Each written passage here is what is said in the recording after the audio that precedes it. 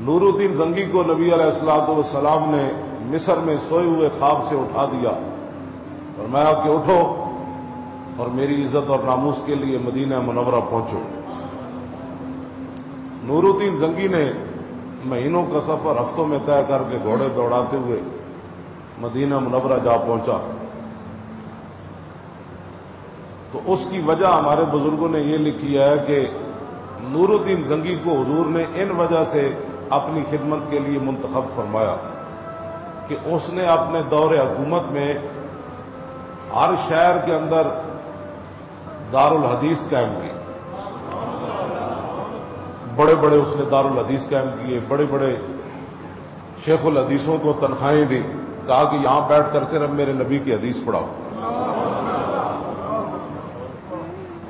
دوسری وجہ اس کی یہ تھی کہ اس نے دینی مدارس قائم کی۔ نمبر 3، دین دیا جتنی کتاباں، حدیث، فقہ، تفسیر، اصول تفسیر، اصول فقہ، یہ جتنی بھی دین دیا کتاباں سن، انہیں کیا میرا خزانہ دین دیا کتاباں چھاپن واسطے حاضر۔ اگلی گل جی وجہ تو حضور نے انہیں انتخاب کیتا، انہیں ساری زندگی قومی خزانے میں جو تنخواہ نہیں لی۔ ہاں جی، اور کتنی وجہ بڑھ گئی تے چاروں اسلامی۔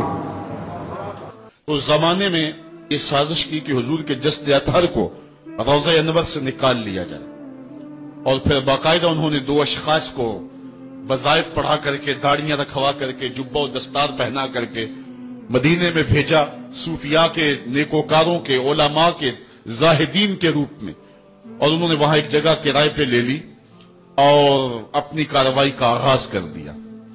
وہ اپنے کمرے کے اندر سرنگ کھودتے اور روزانہ مٹی نکالتے، اور رات کے اندھیرے میں بقی کے قبرستان میں قبروں کے اوپر مٹی ڈال کے آ جاتے، اور سارا دن تسبیح لیے اللہ اللہ کرتے رہتے۔ لوگ کہتے کہ یہ تو بڑے صالح لوگ ہیں، اور پھر لوگوں کو خیرات بھی کرتے، لیکن کارروائیاں اور انداز یہ تھا، لباس خضر میں رہزنی کر رہے تھے، اور یہ ڈاکو اور یہ رہزن لٹیرے ایک بہت خطرناک مہم پہ آئے ہوئے تھے۔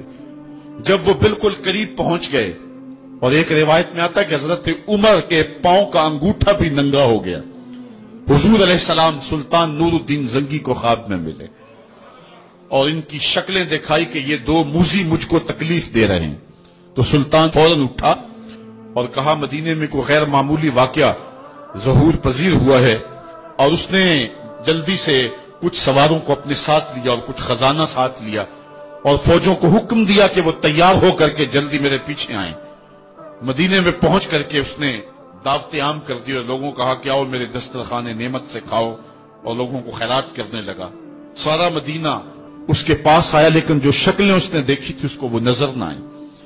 وہ بار بار پوچھتا تھا کوئی رہ تو نہیں گیا؟ لوگوں نے کہا کہ نہیں، سارے جو ہیں وہ آپ سے خیرات لے گئے ہیں۔ ہاں 2 شخص ایسے ہیں کہ جو بہت بڑے سخی ہیں، ان کو تو ضرورت ہی نہیں آپ کی دہلیز پہ آنے کی۔ بادشاہ نے کہا مجھے دکھاؤ وہ کون ہے۔ بادشاہ کو شک گزرا یہ وہی تھے۔ جب سامنے آئے تو بادشاہ نے فوراً پہچان لیا، کہا کہ میں تمہارے ڈیرے پہ جہاں تم رہتے ہو وہاں جانا چاہتا ہوں۔ بادشاہ تفتیش کرنا چاہتا تھا، جب دیکھا تو تسبیحیں لٹکی ہیں، مصلے بچھے ہوئے، قالین بچھے ہوئے ہیں۔ تو بادشاہ مصلہ اٹھایا، قالین اٹھایا تو نیچے پھٹا تھا، جب پھٹا اٹھایا تو نیچے سرنگ تھی۔